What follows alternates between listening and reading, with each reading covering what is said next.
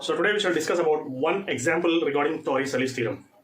You all know that if this is a liquid present in a beaker or any tank here, a small hole is there, water is falling down and the level of the water is h height and the velocity of the water coming out is given by square root of 2g h according to Torricelli's theorem. You all know about this. There is one application of Torricelli's theorem in which we use integration, and this integration is very difficult for solving the problems regarding BPC students because they are not familiar with integration and differentiation. So we will solve the concept without using integration and differentiation for especially BPC students. Now just see here, for example, I am taking a tank here in which water level is up to this. And in this tank water is present here. Water is present up to level H1, but after some time water has reduced to level H2. Okay, and the difference is taken as H here. How much time it takes for water to decrease from level H1 to H2? That is the question before us. Time we have to find out. And there is a small hole here. When the level is up to this height, the water will fall like this. But as the level reduces to here, water will fall a little bit closer. This is the concept here. As the level of the liquid is high, pressure will be more, water will fall a little bit far. But as the level of the liquid reduces, water pressure also decreases and water will fall a little bit closer here. And if you observe that the velocity of the water here is taken as square root of 2g h1 because up to this level it is there. But as the level of the water has been reduced, okay, from h1 to h2, here it has been reduced from h1 to h2 now. For example, this is height h2. And this gap is taken as height h here. So when the level of the water has been reduced to height h2 here, the velocity of the liquid coming out is taken as square root of 2g h2, let us imagine. That is square root of 2g h1 and this is square root of 2g h2. Now, what is the rate of flow of liquid here? What is the rate of flow of liquid coming out? You all know that level of the liquid has been decreased from here to here.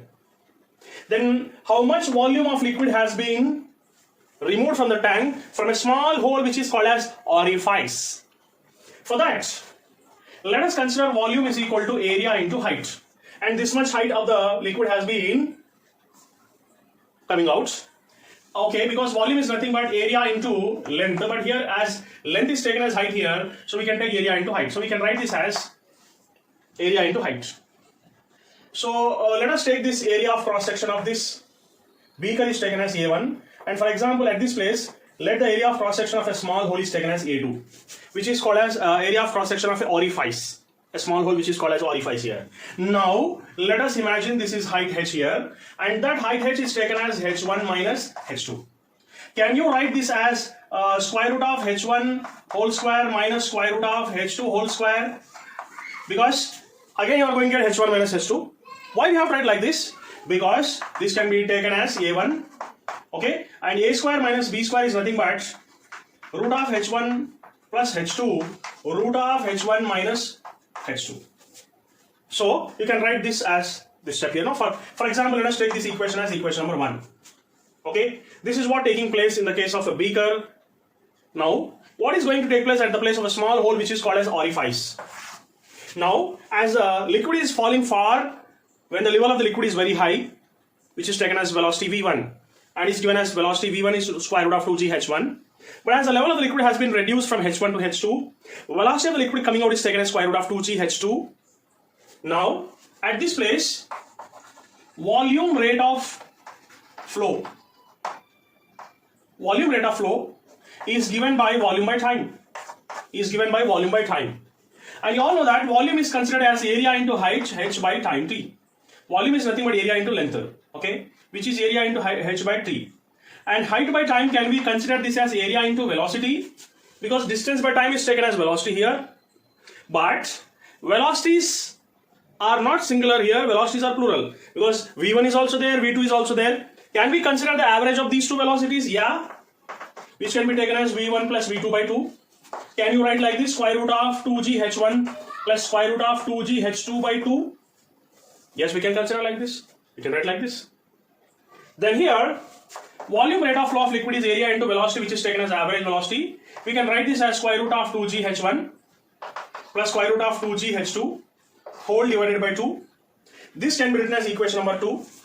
But here we have to find out how much time it is going to take to decrease the liquid from this level to this level. You have to find out the time. So to find out the time, what you have to do, if you divide 1 by 2, VV gets cancelled, time will come to the numerator. Then our aim is to find out the time which can be fulfilled like this. So can you write this as 1 by 2?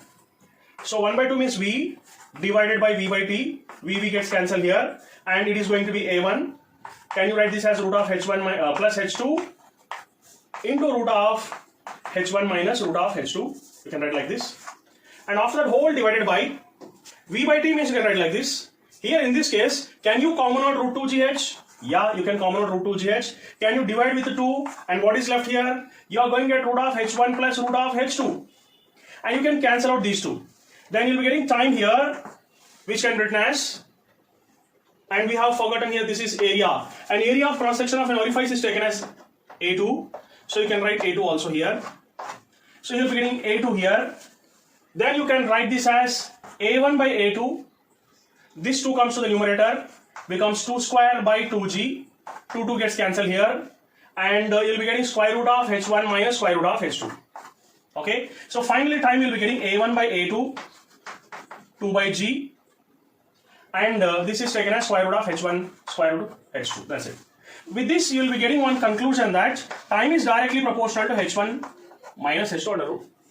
Now, if the problem is asked in such a way that what is the time taken for decreasing the level of the liquid from H to H by 2 and H by 2 to 0. What is the meaning of this? The problem is asked like this. Find the ratios of times taken by the liquid to decrease the level from here, that means height H to H by 2 and H by 2 to empty the total tank. How much time it is taken? What is the ratio? It's very simple now. As we know that T is directly proportional to root of H1 minus H2. So T1 by T2 can be taken as liquid is decreasing from H to H by 2. That means H1 can be taken as root H minus H by 2 and H by 2 to 0. Root of H by 2 minus root 0. Okay. So what are you going to get from this here? Can you common out root H? Yeah, you can common out root H. What you are going to get now? 1 minus 1 by root 2 is left. And here also root 2 if you common out, what is left? 1 by root 2 are getting. So here root H if you common out, root H gets cancelled. Then root 2 minus 1 by root 2 whole divided by 1 by root 2. 1 by root 2, I mean this root 2 gets cancelled. What is left? Root 2 minus 1 is going to be your answer. That's it. Root 2 minus 1 is going to be your answer. It's very simple. So the times ratios we are getting is root 2 minus 1. Hope you have understood this and enjoyed a lot, because I am doing this derivation without using any integration and differentiation, what can we say. Thank you very much.